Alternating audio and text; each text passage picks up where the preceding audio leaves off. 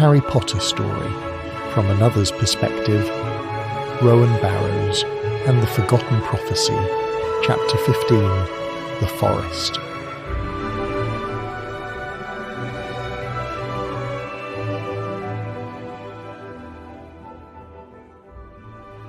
Spring had come to Hogwarts, soft and golden, the castle wrapped in sunlight and birdsong. The lake shimmered under the bright April sky, and the scent of damp grass drifted in through the open windows of the Hufflepuff common room. It should have been the perfect time for Rowan to relax, if he'd been capable of relaxing at all. In the week since the incident with the keys, Rowan had done his very best to stay invisible. He'd sat quietly in lessons, kept his head down at meals, and even managed to avoid Filch's gaze whenever he passed him in the corridor. Ollie had taken to elbowing him under the table whenever he started glancing too long toward the 7th floor corridor, as if reminding him to leave it alone, and he had tried. Truly, he had.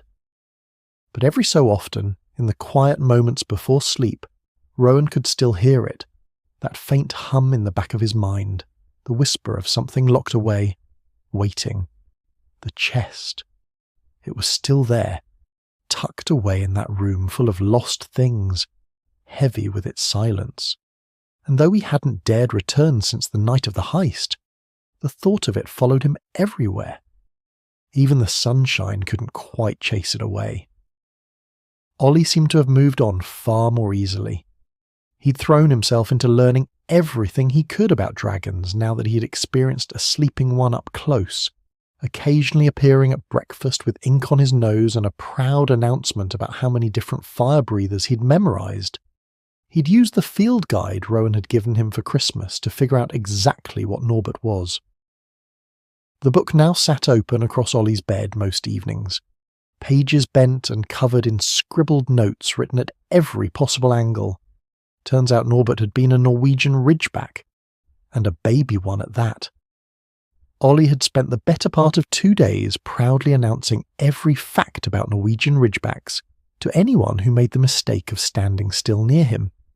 Apparently the size of the spikes, shape of the skull, and colour of the smoke were all obvious indicators, though Rowan suspected Ollie only understood any of it because he'd practically memorised the entire field guide cover to cover. Every inch of the Norwegian ridgeback page had been filled with notes from that night near Hagrid's hut. Extremely loud. Fire hotter than expected. Tail nearly killed Rowan. Confirmed. Dragons smell awful. Very intelligent eyes.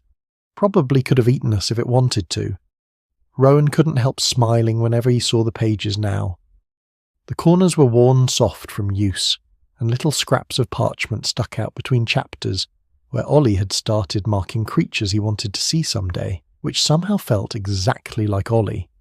In fact, Ollie had spent most of April buried in books about dragons instead of revising for exams. While the rest of the first years filled the common room with frantic last-minute studying, Ollie lounged across armchairs reading a guide to dragon breeds of Northern Europe, as though exams were a distant rumour that didn't concern him in the slightest. He seemed to possess an infuriating ability to be naturally good at almost everything he tried, which, Rowan thought bitterly, would have been far less annoying if Ollie didn't also have a mouth to match it. The days leading up to exams passed in a haze of parchment, quills, and Ollie's insufferable smugness. It didn't matter what the subject was. Charms, astronomy, even potions. He always seemed to know the answer. He didn't study so much as guess correctly with confidence. Luck, Rowan muttered under his breath one morning in potions, watching as Ollie's cauldron burbled away in a perfect shade of lilac. Skill, Ollie corrected cheerfully, leaning back on his stool as Professor Snape swept past like a thundercloud. Some of us are born with it. Rowan's potion, by contrast, was an alarming shade of greenish-brown, and emitted the faint smell of burnt cabbage. Snape paused beside him, nostrils flaring. "Mr. Barrows," he said slowly, "what exactly were you attempting to brew?" Rowan glanced at his notes.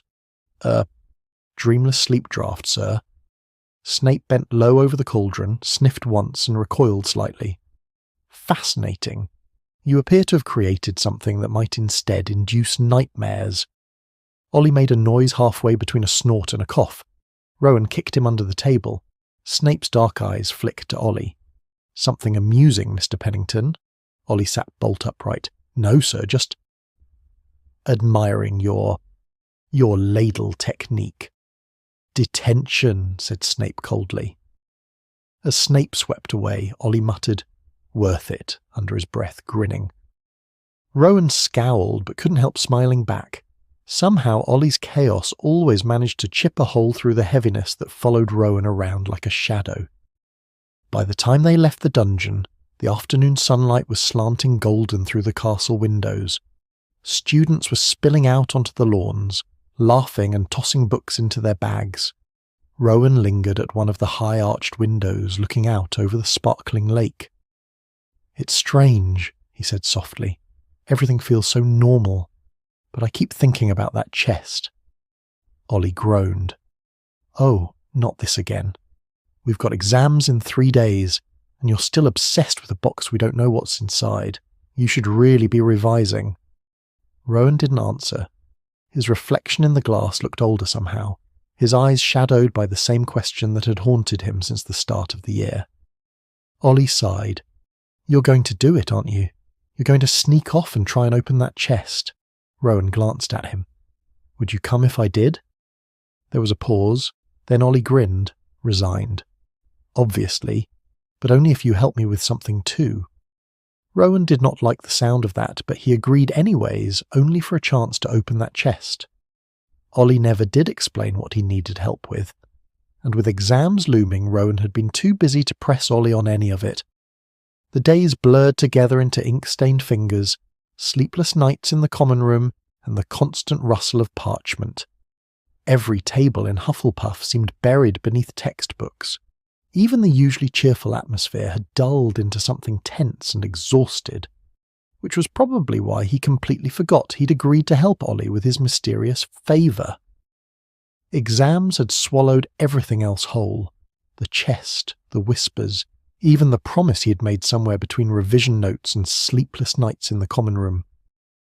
Until he was reminded, abruptly. Rowan was woken before dawn by someone shaking his shoulder with absolutely no mercy whatsoever. "Rowan, wake up!" He groaned, rolling onto his back and dragging a hand over his face. The room was still dim, the soft gold of early morning barely creeping through the round windows.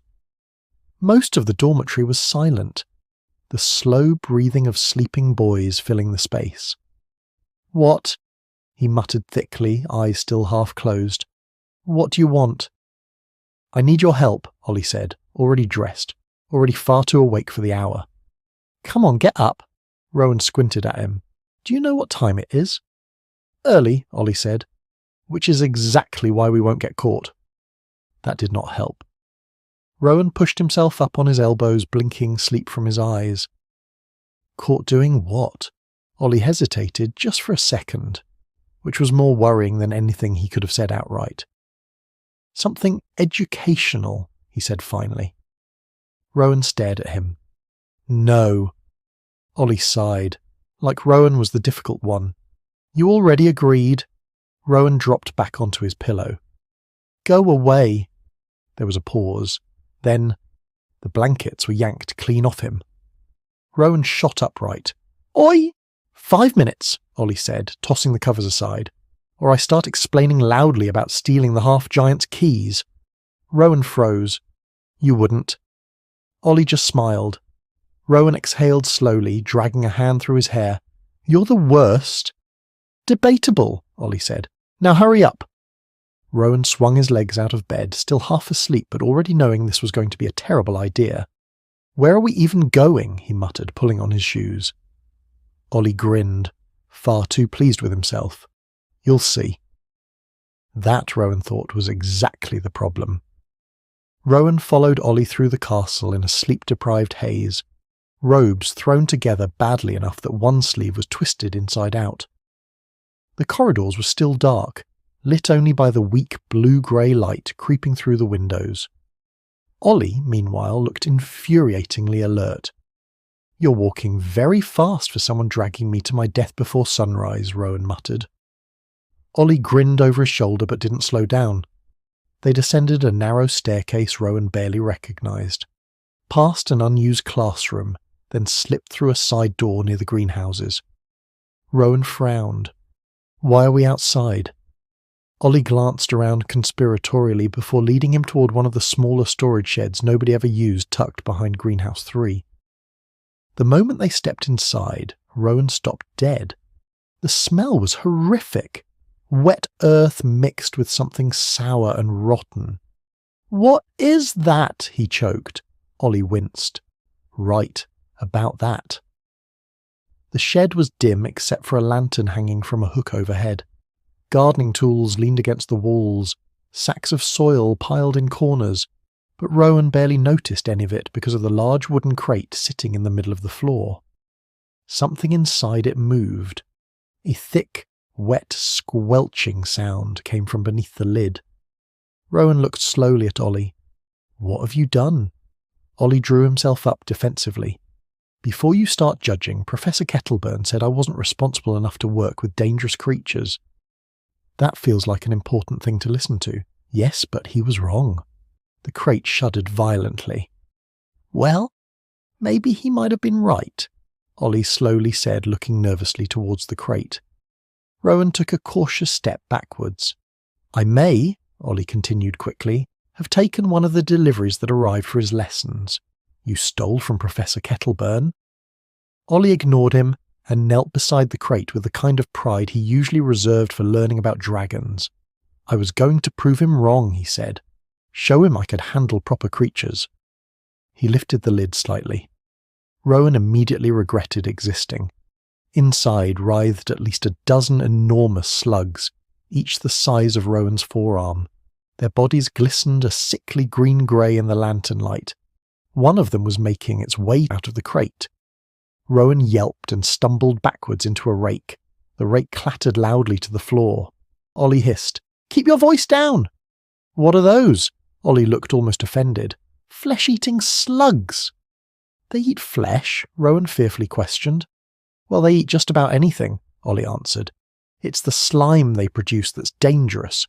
Burns through just about anything softer than a pumpkin." The slugs writhed over each other wetly, leaving trails of smoking slime against the wood. One had nearly chewed through part of the crate already. Rowan stared in horror. Why would anyone need flesh-eating slugs? Apparently they're useful for studying rapid digestive enchantments. Another slug slowly started to make its way from the top of the crate. Ollie's confidence faltered slightly. "They were smaller when I got them. They aren't meant to get this big." Rowan looked at him slowly. "How long have you had them?" 3 weeks. "Ollie, I thought I could train them." "You can't train flesh-eating slugs." Rowan pressed both hands over his face. "Professor Kettleburn is going to expel you." "Well," Ollie admitted, "that's sort of why I woke you up." A horrible squelching noise came from the crate. One of the slugs was now halfway through the wooden side. Ollie pointed weakly at it. "I may have slightly lost control of the situation. I need help getting rid of them before Kettleburn notices they're missing." Rowan stared at him in complete disbelief. Outside, the sun was beginning to rise over Hogwarts, soft gold light spilling across the grounds. Inside the shed, something wet hissed hungrily. Rowan sighed the deep, exhausted sigh of someone fully aware they'd chosen the wrong best friend. How do you even get rid of flesh-eating slugs? The crate was far heavier than it looked.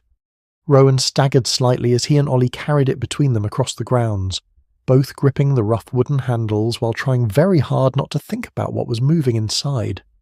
The sun still hadn't fully risen. Pale morning mist curled low across the grass, and the castle behind them glowed faintly gold in the dawnlight. Unfortunately, the peacefulness was completely ruined by the wet, squelching sounds coming from the crate every few seconds. One of the slugs hissed. Rowan nearly dropped his side. "I hate this," he muttered through gritted teeth. The crate lurched violently. Both boys froze. Something inside slammed against the wood hard enough to make it creak. Rowan looked horrified. They continued across the grounds, shoes damp with dew. Ahead of them, the dark outline of the forbidden forest stretched along the edge of the school grounds like a wall of shadow. Ollie nodded toward it confidently. See? Perfect solution.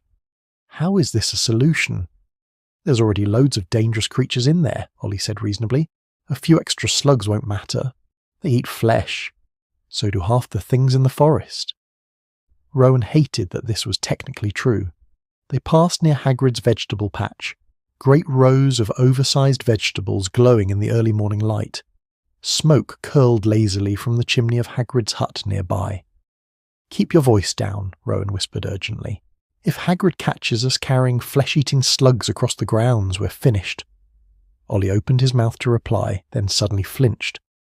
Ow, Rowan frowned. What? Ollie looked down. A small grey-green slug was slowly inching its way up his sleeve. For one completely still second, both boys stared at it.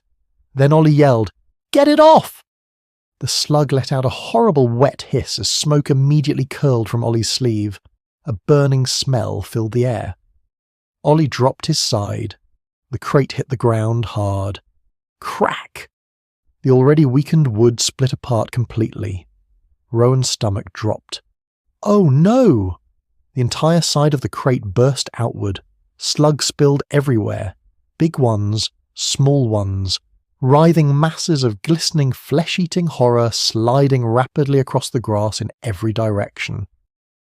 Ollie finally tore the slug off his arm with a yelp and threw it blindly into Hagrid's vegetable patch, where it vanished beneath the leaves. Smoke curled from a raw red burn spreading across his forearm. That really hurt, he said faintly. Rowan barely heard him, because the slugs were escaping. Ollie clutched his arm tightly against his chest. The burn looked awful now, angry red spreading up his forearm where the slug had latched on. Thin wisps of smoke still curled faintly from the edge of his ripped sleeve. But before Rowan could answer, movement at the edge of the grounds caught his eye. The forbidden forest. Dark. Silent.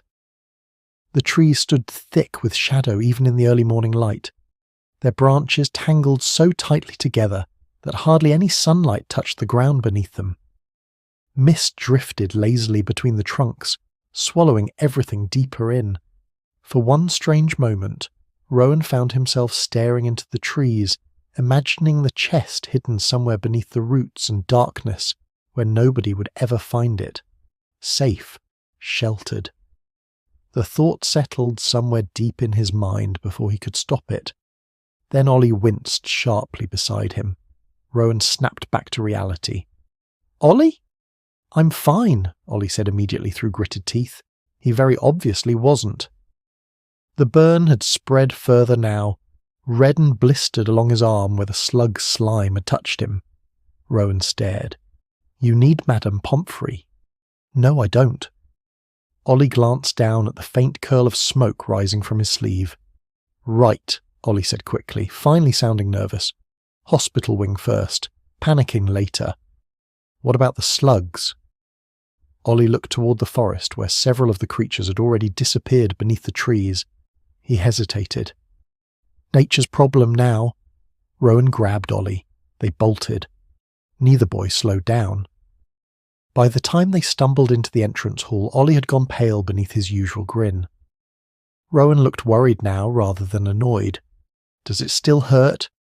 No, Ollie lied instantly.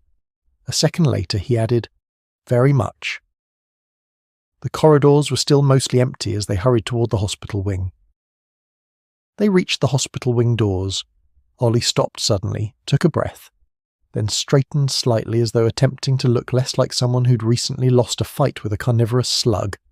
Ollie pushed open the doors. Madame Pomfrey looked up immediately from her desk. Her eyes narrowed. What happened now? Ollie lifted his smoking arm slightly. Practical potions revision. Madame Pomfrey closed her eyes briefly, as though gathering strength from somewhere far beyond mortal understanding. Then she pointed sharply toward one of the beds. Sit down, Mr. Pennington. before your arm melts off entirely." Rowan left Ollie there mostly because Madame Pomfrey insisted upon it, firmly marching him out of the hospital wing with the sort of look that suggested even arguing would count as a medical emergency. Still, Rowan promised he'd come back first thing in the morning. The next morning, after a restless night filled with broken sleep and strange dreams of whispering corridors and shifting shadows, Rowan made his way quietly through the castle toward the hospital wing. The hospital wing smelled strongly of herbs and burnt fabric. Ollie was sitting upright in bed, looking deeply offended by the bandages wrapped around his arm. "I still think she overreacted," he muttered as Rowan approached. Madame Pomfrey, who was passing nearby with a tray of bottles, stopped dead. She gave Rowan a tired sort of look before sweeping away again. Rowan sat carefully on the edge of the neighbouring bed. "How bad is it?" Ollie shrugged with one shoulder, though the movement pulled awkwardly at the bandages. "She says the burns are worse than normal ones.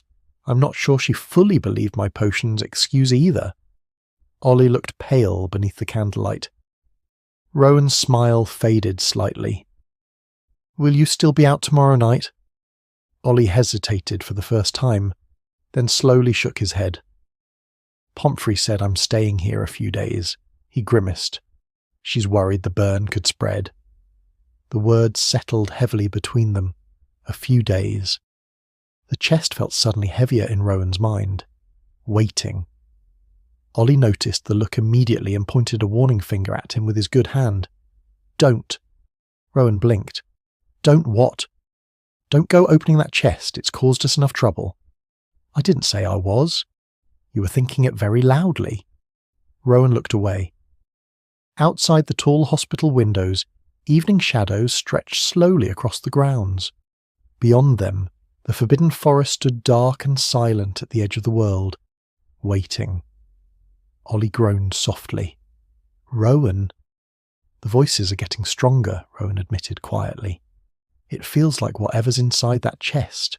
It wants out. That sentence is exactly why you shouldn't open that chest alone."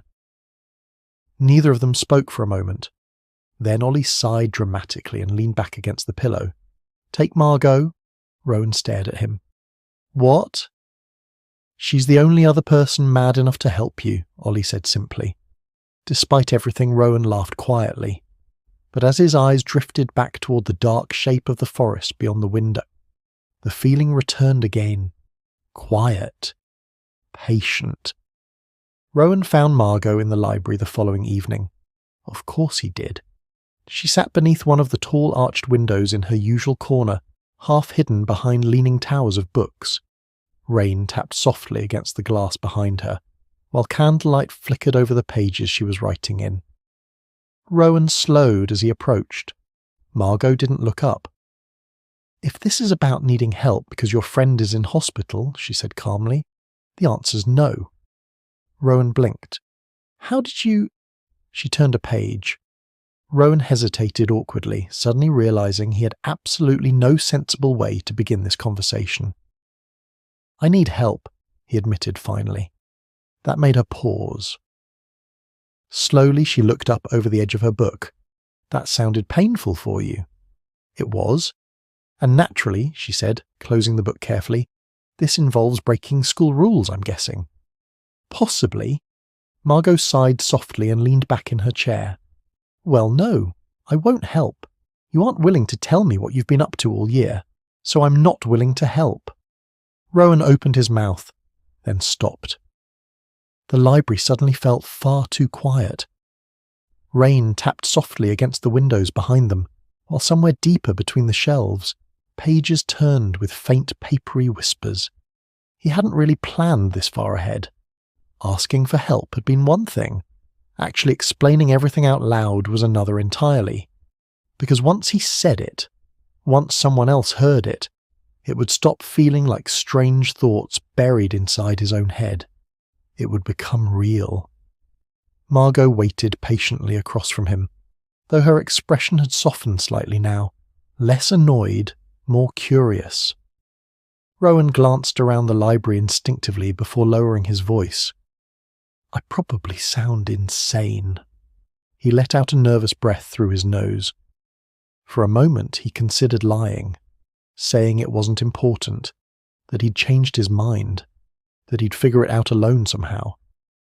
But then he thought about the forest, the chest, the voices growing louder every night, and Ollie stuck in the hospital wing because of all this. Slowly Rowan rubbed a hand over his face. "Do you remember the riddle? The one about the room that didn't want to be found?" she asked. "Yes." "Well, it's real. And there was a chest inside it." Margot folded her arms. And I think it's connected to the voices." That earned a proper silence. No sarcasm, no teasing, just careful attention. "What voices?" she asked quietly. Rowan hesitated. He hadn't properly explained it to anyone before, not even Ollie, not fully. "There's whispers," he admitted slowly. "I've been hearing them since the start of the year." Margot frowned slightly but didn't interrupt. Rowan took a breath. So he told her. About doomsayer Doris. About the strange feeling in the corridors. The hidden room appearing from nowhere. The chest. The humming. The compass leading him toward it. Even stealing Hagrid's key. By the time he finished, Margot was staring at him like she couldn't decide whether he was cursed or simply stupid. "You stole from Hagrid," she said eventually. "That's the part you're focused on?" "Yes." Rowan rubbed tiredly at his face. "Look, I know how it sounds." "It sounds insane." "I know." "And the key?" Rowan nodded slowly. "The chest was locked. Magic wouldn't open it. The key from Hagrid's coat had the same markings carved into it." Margot was quiet for a long moment. Rain whispered softly against the windows. Finally she asked, "And now?" Rowan swallowed slightly. "The voices are getting stronger and I need a quiet place to open it that isn't near any teachers. If I open it in an old classroom, anyone could walk in." "So I'm taking it into forest." Margot stared at him. "You want to take a mysterious whispering chest into the forbidden forest." Another long silence. Then Margot pinched the bridge of her nose. "I hate both of you." "Ollie can't come," Rowan admitted quietly. "Madame Pomfrey's keeping him in the hospital wing for a few days." Margot looked almost relieved for a second. Then she realised what that meant. "So, you were going to go alone?" Rowan didn't answer, which was answer enough. Margot closed her eyes briefly like someone accepting a terrible fate. "I cannot believe I'm agreeing to this," Rowan blinked. "You will?" "You clearly need supervision," she muttered, standing and gathering her books. "And if you disappear into the forbidden forest, Professor Sprout will probably blame all of Hufflepuff." Margot pointed a finger at him as they started toward the library doors. "One condition." "What?" "If we survive this, you're telling Ollie he owes me for the rest of his life." Rowan smiled faintly. "Deal."